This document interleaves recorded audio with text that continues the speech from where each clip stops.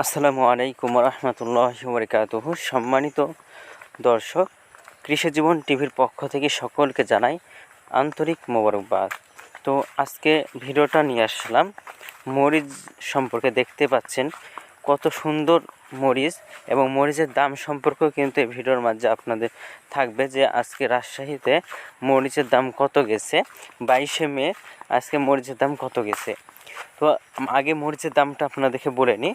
তো আজকের মরিচের বাজার ছিল 140 টাকা কেজি। গতকালকে 130 টাকা ছিল, আজকে 140 টাকা কেজি।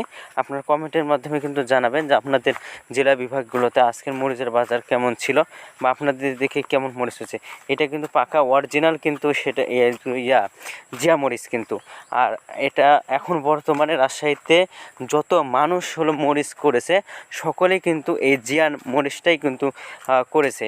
দেখতে পাচ্ছেন কি পরিমাণ মরিচ কিন্তু ধরেছে গাছের মধ্যে। এগুলো সকলগুলো তোলা যাবে, কিন্তু আরও বেশ 1-8 সপ্তাহের মতো থাকতে পারে, কারণ এগুলো খুব জালি। আর যদি এখন তুলে ফেলি তো ওজন হবে না, একেবারেই পাতলা মরিচ হবে। তো আপনারা জানাবেন যে হলো আরও কি করলে যে যাতে করে ফুল যারা বেশি আসে, গাছ না ফুলে যায়।